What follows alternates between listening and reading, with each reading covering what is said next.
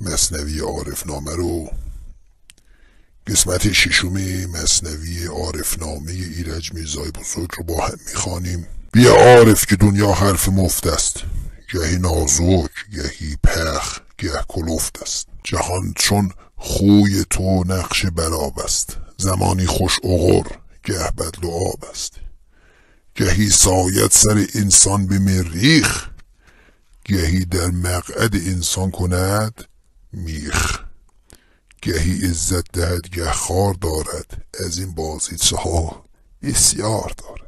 یکی را افکند امروز در بند، کند روز دیگر او را خداوند. اگر کارش وفاقی یا نفاقی است، تمام کار عالم اتفاقی است. نه مهر هیچ کس در سینه دارد، نه با کس کینه دیرینه دارد. نه مهرش را نه کینش را قرار است، نه آنش را نه اینش را مدار است. به دنیا نیست چیزی شرط چیزی، ز من بشنو اگر اهل تمیزی. به یونان این مثل مشهور باشد، که رب النوع روزی کور باشد.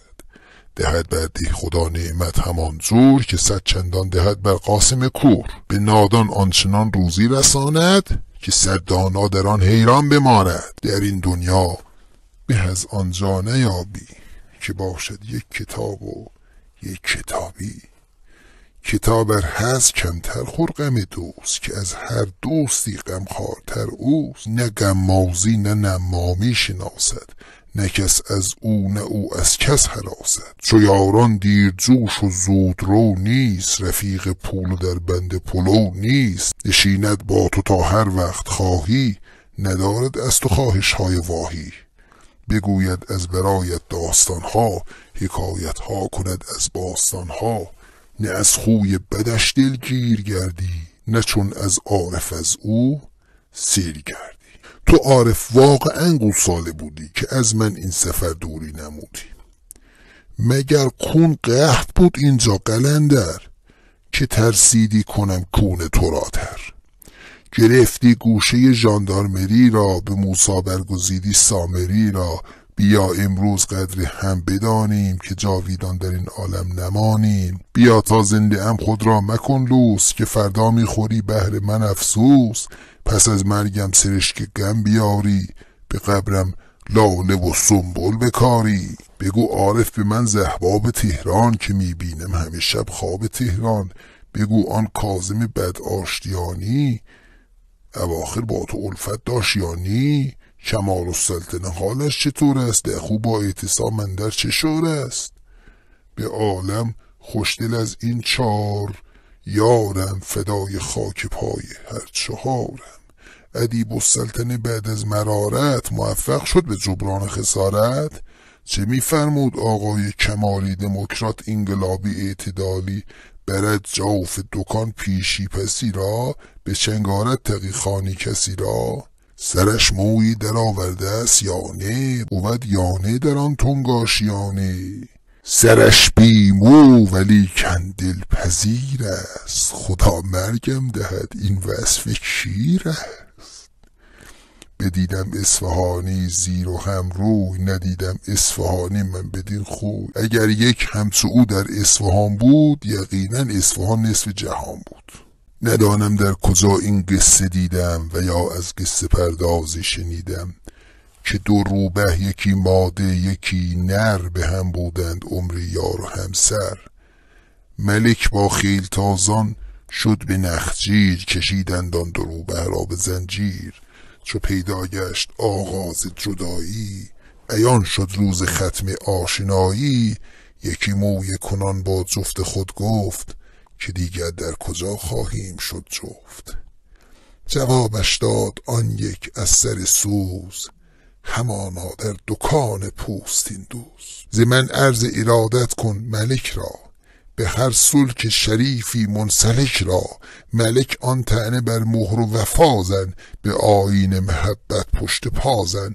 ملک دارای آن مغز سیاسی، که میخندد به قانون اساسی. من از عارف در این ایام آخر، بدیدم آنچه نتوان کرد باور. بیا عارف که روی کار برگشت، مرا با تو روابط تیره تر گشت. شنیدم در تئاتر باغ ملی، برون انداختی حمق جبلی. نمودن در تماشاخانه عام ز اندامت خریت ارز اندام.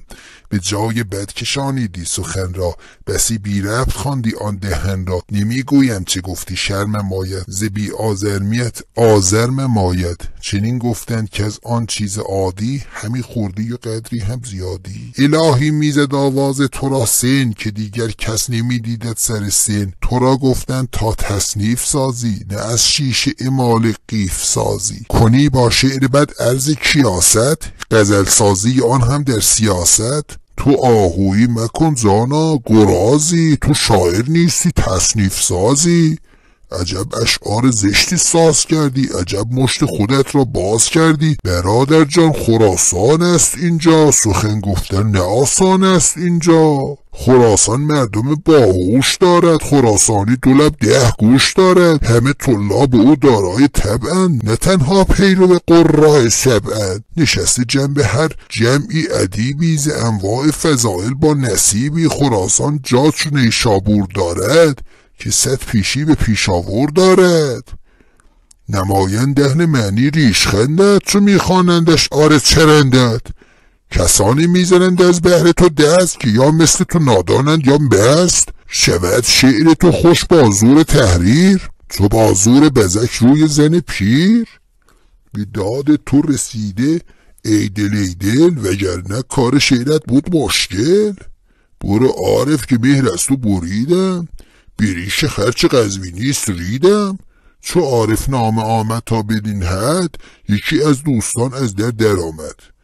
بگفتا گرچه عارف بد زبان است ولیکن بر شماها مهمان است. به مهمان شفقت و انعام باید ولو عارف بود اکرام باید. نباید بیش از این خون در دلش کرد گوهی خورده است میباید ولش کرد. بیا عارف دوباره دوست کردیم دو مغزن در دل یک پوست کردیم. تو را من جان عارف دوست دارم ز مهر است این که گه پشتت بخارم. تو را من جان عارف بنده باشم دعاگوی تو هم تا زنده باشم.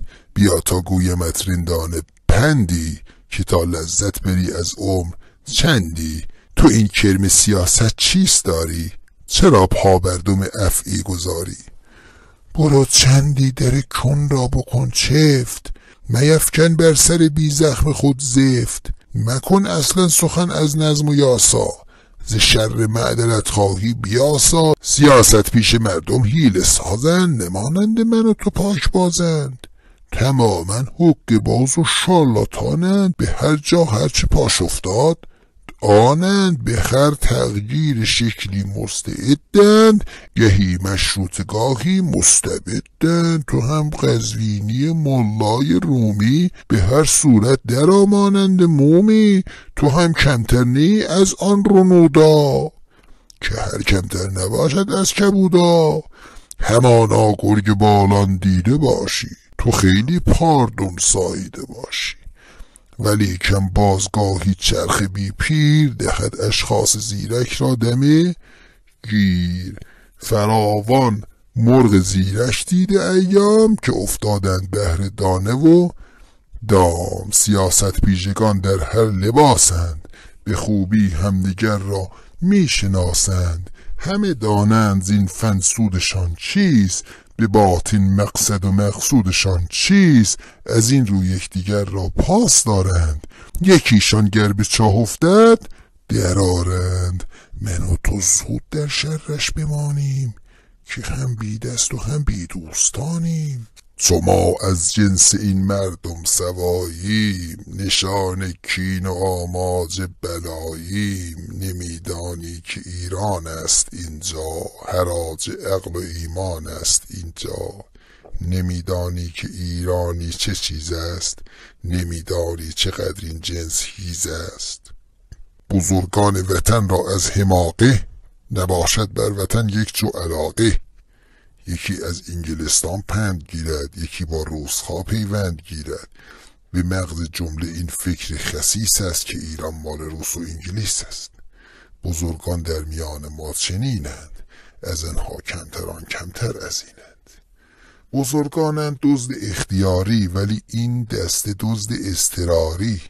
بی غیر از نوکری راهی ندارند و الا در بساطاهی ندارند.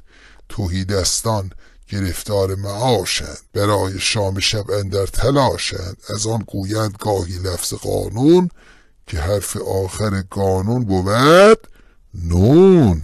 اگر داخل شوندن در سیاست، برای شغل و کار است و ریاست. تجارت نیست، صنعت نیست، ره نیست، امیدی جز به سردار سپه نیست.